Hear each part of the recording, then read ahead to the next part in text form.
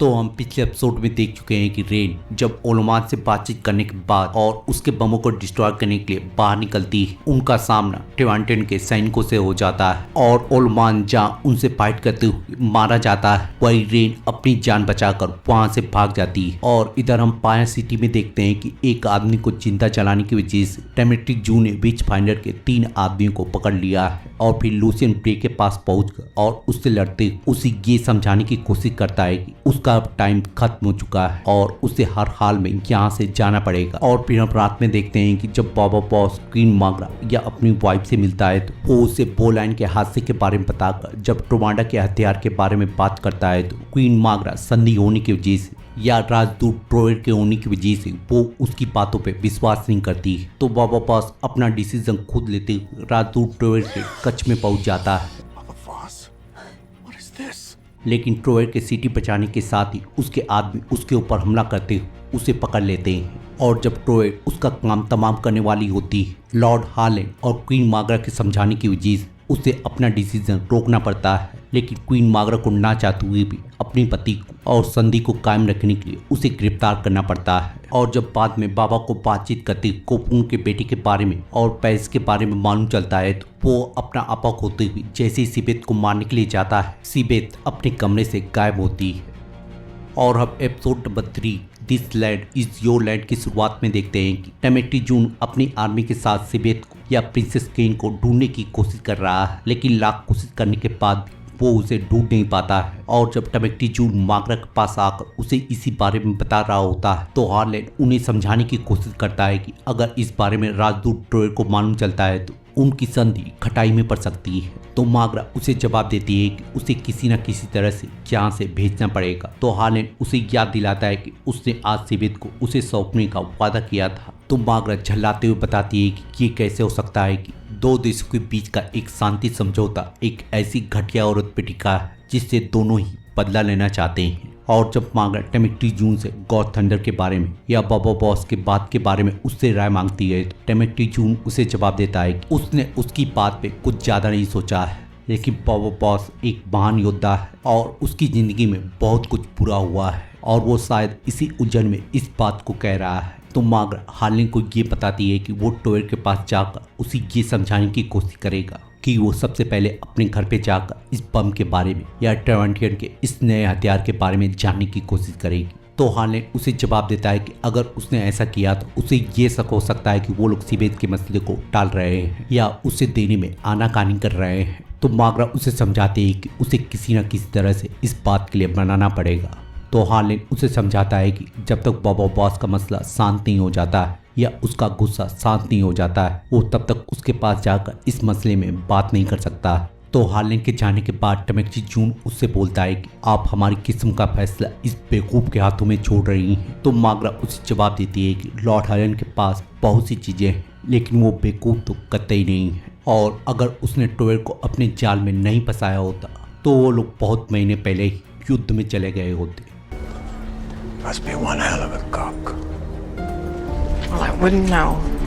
और फिर हम नीचे देखते हैं कि जब हनी अपने पिता से पेरिस के बारे में और बाबा बॉस बोलाइन के बारे में उससे बातचीत कर रहा होता है, तभी माग्रा बाबा बॉस से बातचीत करने के लिए वहाँ पे आ जाती है। और जब हनीवा बाबा बॉस को छोड़ने को बोलती है तो माग्रा उसे समझाती है कि अगर उसने बाबा बॉस को अभी आज़ाद किया तो वो यहाँ से छूटने के साथ ही राजदूत को मारने के लिए चला जाएगा। No, we won't. Yes, I will. और फिर बाबा बॉस के कहने के बाद वो यहाँ से चली जाती है। और जब बाबा बॉस उसे जानने की कोशिश करता है कि उसने अभी तक सिबेत को जिंदा क्यों रखा है, तो माग्रा उससे पूछती है कि क्या अपने भाई को मारना इतना आसान था। I'm sorry. तो माग्रा उसे बताती है कि उसके जीवन की ये सबसे बड़ी गलती थी और उसे अपनी बहन को मार डालना चाहिए था। तो बाबा बॉस उसे जवाब देता है कि वो टिवांटियन के साथ भी ऐसी ही गलती कर रही है। तो माग्रा उसे समझाने की कोशिश करती है कि उसने संधि के लिए बहुत ज़्यादा काम किया है और वो सिर्फ उसके कहने पर या बिना सबूत के इस चीज को खत्म नहीं कर सकती है। और फिर इसी चीज को लेकर उन दोनों के बीच बहस शुरू हो जाती है और माग्रा उसे समझाते हुए उसके ऊपर एक बार भरोसा करने को बोलती है। और फिर उसके हामी भरने के बाद कोपून के विषय में जिक्र करते हुए उसके बच्चे के प्रॉब्लम को सॉल्व करने को बोलती है। तो बाबा उसकी बातें सुनने के बाद उससे जेल की चाबी मांगता है, लेकिन जब माग्रा बताती है कि उसके पास कोई चाबी नहीं है तो वो उसे पीछे हटने को बोलता है और फिर उसके डंजन को तोड़ने के लिए उससे माफी मांगते हुए ऊपर चला जाता है। और हम बाहर देखते हैं कि लुसियन ग्रे टेमेट्री जून की बात को ना मानते हुए फिर से एक मीटिंग करते हुए सभी लोगों को भड़काने लगता है। और हम इसी के साथ ये भी देखते हैं कि जब कोपून वहां से गुजर रहा होता है तो लुसियन ग्रे के भड़काने की वजह से कुछ लोग उसका पीछा करने लगते हैं। और जब कुछ देर आगे जाने के बाद वो लोग उसका पीछा नहीं छोड़ते हैं तो कोपून उन्हें आड़े हाथों लेते हुए उनसे लड़ने लगता है। और जैसे ही उसकी हालत खराब होने वाली होती है चार्लेट वहां पे पहुंचकर उसकी मदद करती है। और जब पापा उसके पास पहुंचकर उसका हालचाल लेने की कोशिश करता है तो कोपून अपने आप को संभालते हुए उससे पूछता है कि आखिर वो यहाँ पे क्या कर रहा है। तो बाबा उसे जवाब देता है कि हमें बात करनी पड़ेगी। और उसकी माँ ने सिबेत के बारे में और उसके बच्चे के बारे में बताया है।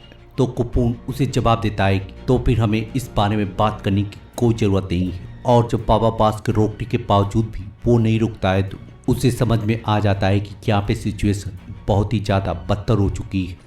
Cocoon? और इधर जब माग्रा को कोपून के हादसे के बारे में मालूम चलता है तो माग्रा कोपून का हालचाल लेने के बाद टेमेट्री जून से उन आदमियों के बारे में पूछती है। तो टेमेट्री जून उसे बताता है कि उन चारों लोगों को पकड़ लिया गया है। तो माग्रा उसे जवाब देती है कि आज वो लोग उसके बेटे को मार सकते थे। तो टेमेट्री जून उसे जवाब देता है कि अगर ये हमला पिच फाइंडर के लोगों ने किया होता तो कोपून अब तक मर चुका होता। तो माग्रा उसे समझाती है कि ये उन्हीं लोगों की वजह से या उनके भड़काने की वजह से हुआ है और वो इसी वजह से उन सारे लोगों को गिरफ्तार करेगा। तो टेमेट्री जून उससे पूछता है कि वो किस हद तक जाना चाहती है। तो माग्रा उसे जवाब देती है कि वो देशद्रोह के लिए उनको फांसी देगी। Give us space. Now! तो सभी के दूर जाने के बाद टेमेट्री जून उसे समझाता है कि वो अपने परिवार की वजह से उनके ऊपर गुस्सा है, लेकिन वो बिना कानून के तहत उनको पकड़कर किसी भी जुर्म के लिए उन्हें फांसी की सजा नहीं दे सकती और उसे एक माँ की तरह नहीं बल्कि एक महारानी की तरह सोचने की जरूरत है। तो माग्रा यहाँ पे प्रिंसेस केन की बात को दोहराते हुए उसे बताती है कि कभी कभी अपने साम्राज्य के भलाई के लिए एक महारानी को बुरी चीजें करनी पड़ती है। तो टेमेट्री जून उसे रिमाइंड करवाता है कि वो अपनी बहन की तरफ बातें कर रही है। तो माग्रा उसे जवाब देती है कि वो शायद इस मामले में बिल्कुल सही थी और अगर वो अपनी बहन की तरह होती तो वो लोग उसकी बातों की अवहेलना नहीं कर सकते थे जैसा वो लोग मेरी करते हैं। तो टेमेट्री जून उसे जवाब देता है कि मैंने 20 साल तक सिबेत की सेवा की और बिना सवाल किए सभी लोगों को मारा है, लेकिन अब वो इस गलती को दोबारा नहीं करेगा और अगर वो ऐसा करने के लिए उससे कहती है तो वो अपने पद को त्याग देगा। तो माग्रा उसे जवाब देती है कि तब वो उसको आदेश नहीं देगी। Captain Gossett! और फिर कैप्टन गॉसेट को बुलाकर विच फाइंडर की बची हुई आर्मी को गिरफ्तार करने को बोलती है। और इधर हम समुद्र के किनारे ट्रिवांडन काउंसिल की एक मीटिंग देखते हैं और सिबेत को अब तक हवाले ना करने की वजह से उनका एक मेंबर उनके ऊपर हमला करने को बोलता है। तो दूसरा मेंबर उसे बताता है कि एम्बेसडर ट्रोय एक बहुत ही अच्छी और बढ़िया डिप्लोमेट है और अगर वो लोग सिबेत को देने में आनाकानी कर रहे हैं तो वो बहुत ही अच्छी तरीके से अपने टर्म को उनके सामने रख सकती है। लेकिन दूसरा मेंबर उसे याद दिलाने की कोशिश करता है कि उनके पास एक बड़ी आर्मी है और वो लोग उनके ऊपर हमला करके उन्हें हार का स्वाद चखा सकते हैं। और दूसरा मेंबर उसे जवाब देता है कि वो ईडो की तरफ बात कर रहा है। तो वो उसे समझाता है कि उन्होंने अभी अभी केनाइट की आर्मी को हराया है और वो लोग अपनी ताकत दिखाकर पायन सिटी को भी हरा सकते हैं। और उनकी लीडर बैंक उन्हें समझाती है कि उन्हें अभी पायन सिटी के बारे में या टोयर की स्थिति के बारे में कुछ नहीं मालूम है और जब तक उन्हें सिबेत के बारे में या टोयर के बारे में कोई सूचना नहीं मिल जाती है वो लोग तब तक कुछ नहीं करेंगे। और फिर सभी के सभी लोग बैंक से सहमत होते हैं। The military concedes to the majority. और इधर हम देखते हैं कि जब हनीवा और चार्लेट हनीवा के कमरे की तरफ बढ़ रही होती तभी चार्लेट को उसके कमरे में किसी की आहट सुनाई देती है और जब चार्लेट रूम के अंदर जाकर उसके ऊपर हमला करने लगती है तो हनीवा उसे रोकते हुए बताती है कि वो रेन है। और जब हनीवा रेन से गले मिल रही होती है तो चार्लेट उसे जानने की कोशिश करती है कि क्या वो यहाँ से अब जा सकती है या उसे अभी यहाँ से चले जाना चाहिए। तो उनके ना जवाब देने पर वो वहाँ से चली जाती है। We need to talk.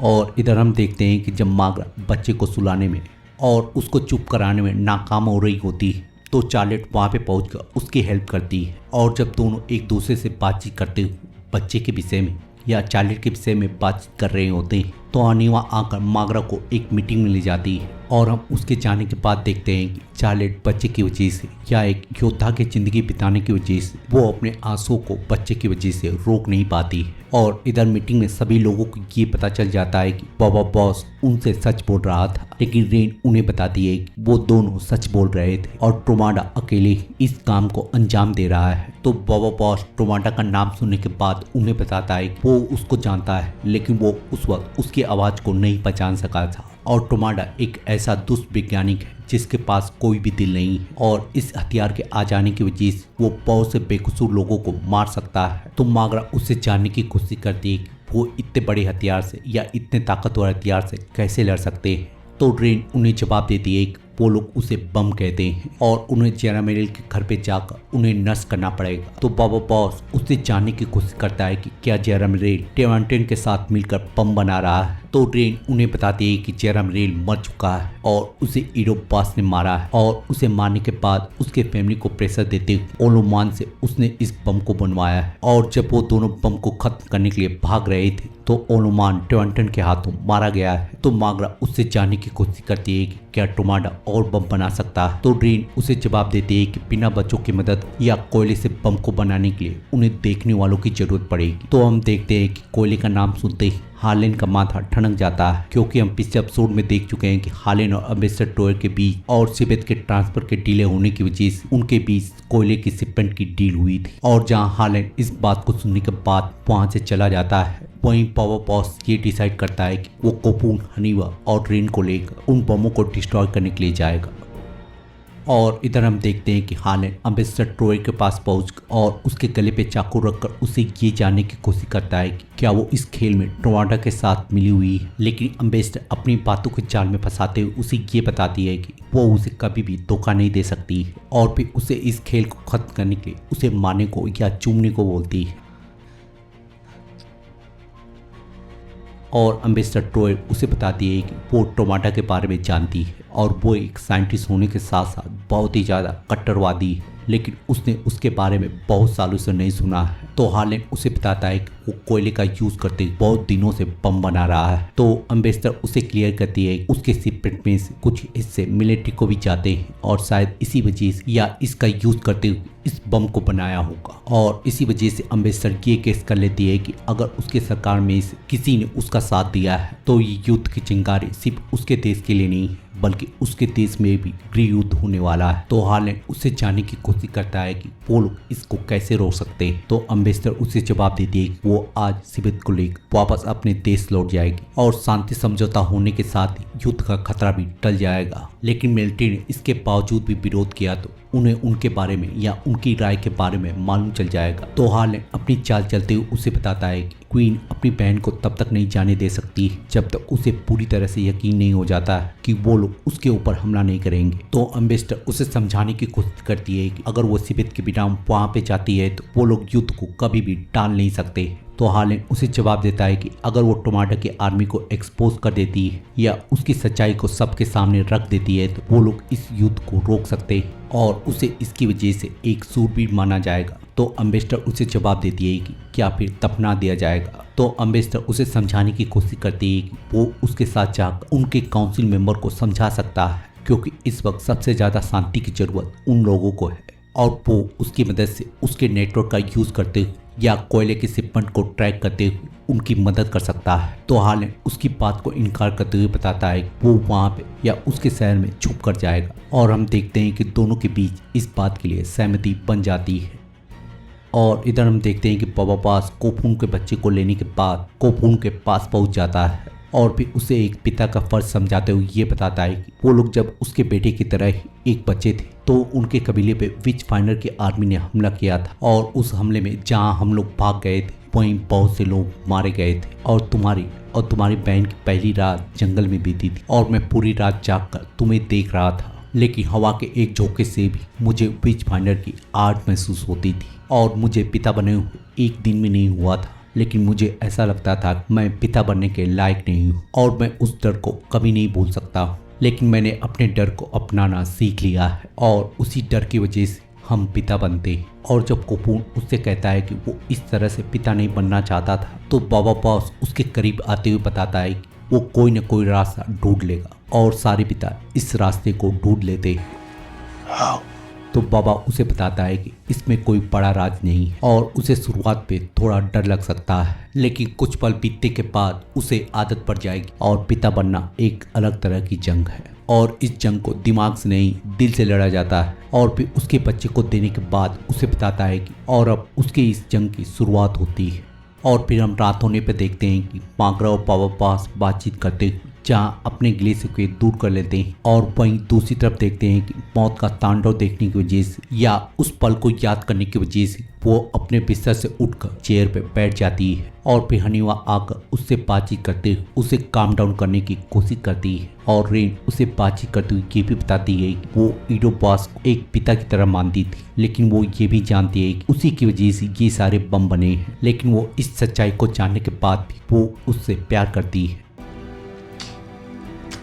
और इधर हम देखते हैं कि कोपून सिबेत के उसी कमरे में आकर और उसके छुपे हुए बंकर में पहुंचकर सिबेत को खाना देता है। और यहाँ पे उनकी बातचीत से ये पता चलता है कि कोपून अपने बच्चे की वजह से उसे बचाना चाहता है। और जब उसे बमों के बारे में बताकर और उसे खत्म करने के बारे में बताकर जाने लगता है, तो सिबेत उससे जानने की कोशिश करती है अगर वो वापस नहीं आता है तो कोपून उसे जवाब देता है कि तब तो वो लोग वैसे भी मारे जाएंगे। और फिर हम उसके जाने के बाद देखते हैं कि सिबेत वहाँ पे बिल्कुल अकेली नहीं है और फिर उसकी दासी उसे गिफ्ट देते हुए या उसका फेवरेट वेपन देती है। और इधर हम बात देखते हैं कि लूसियन ब्रे या उसके साथियों को पकड़ लिया गया है और टमेटी जून लूसियन ब्रे से बातचीत करते हुए उसे फिर से एक बार समझाने की कोशिश करता है और उसे समझाने की कोशिश करता है कि अगर वो लोग विच फाइंडर का रास्ता छोड़ देते हैं तो वो क्वीन मागरा से बातचीत करते हुए उसकी जान को बचा सकता है या उनकी जान को बचा सकता है। तो लूसियन ब्रे उसे मना करते हुए ये समझाता है कि वो गॉड फ्लेम के लिए या अपनी शपथ के लिए मर रहा है। तो टमेटी जून उसे समझाने की कोशिश करता है कि एक पागल रानी की वजह से उसे ये सारी चीजें झूठ बताई गई हैं, लेकिन लूसियन ब्रे उसकी बात पे विश्वास न करते उसकी मदद लेने से इनकार कर देता है। और फिर हम थोड़ी देर बाद देखते हैं कि जब कोपून अपने बच्चों को देख रहा होता है तभी मौत का नगाड़ा बजने लगता है और वो अपने बच्चों को एक दासी के हवाले छोड़कर उस चीज को देखने के लिए चला जाता है। और फिर हम बाहर देखते हैं कि एक आदमी को जिंदा जलाने की वजह से मागरा उन तीनों को फांसी पे लटका देती है।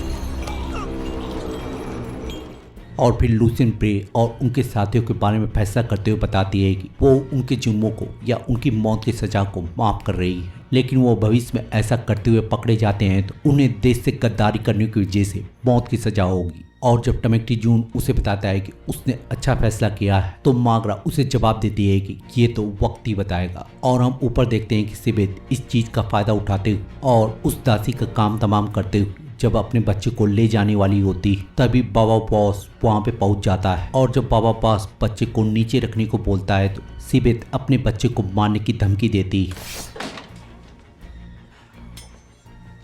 और जैसे ही बाबा बॉस उसके गले पे तलवार रखता है वो उसे समझाते हैं कि उसने अपने पिता को मारा है, अपने भाई को मारा है और अब क्या वो अपने पोते को भी मारेगा। तो बाबा बॉस उसे धमकाते हुए बताता है कि दुनिया में ऐसी कोई जगह नहीं है जहाँ पे वो उसे ढूंढ नहीं सकता है। तो सिबेत उसे जवाब देती है कि तुम अपने घर में ही मुझे ढूंढ नहीं पाए हो। और सिबेत उसे बताती है कि उसके नए प्लान में थोड़ा बदलाव आ चुका है, लेकिन वो इन दीवारों में एक बेचैन आत्मा की तरह यहाँ पे रह नहीं सकती। और जब बाबा इस वजह से गुस्सा होने लगता है तो कोपून उसे शांत करते हुए अपने बच्चे को मांगता है। तो सिबेत उसे समझाती है कि एक ही बात को वो दो लोगों को दोबारा नहीं बता सकती। तो कोपून उसे जवाब देता है कि ये उसका बेटा है। तो सिबेत उसे बताती है कि ये उसका बेटा है और मैंने ही इसे बनाया है और मैंने ही इसे कोख में रखा था और मेरी भविष्यवाणी की वजह से ये पैदा हुआ है। तो कोपून उसके ऊपर गुस्सा करते हुए ये बता देता है कि वो देख नहीं सकता है और कोई प्रोफेसी नहीं है और उसकी आंखें मेरी जैसी नहीं बल्कि उसकी जैसी, और इसका मतलब ये है कि तुम कोई भगवान नहीं हो और ना ही तुम्हें चुना गया है। तो कोपून उसे जवाब देता है कि उसने हमेशा उससे सच बोलने का वादा किया था और वो जानती है कि वो उससे झूठ नहीं बोल रहा है। और तभी उसकी दासी आकर कोपून पे हमला कर देती है और जहां बाबा बॉस उसका काम तमाम कर देता है,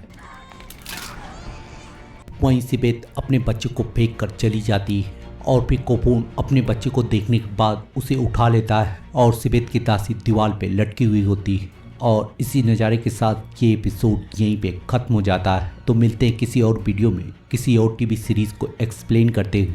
तब तक के लिए शुक्रिया।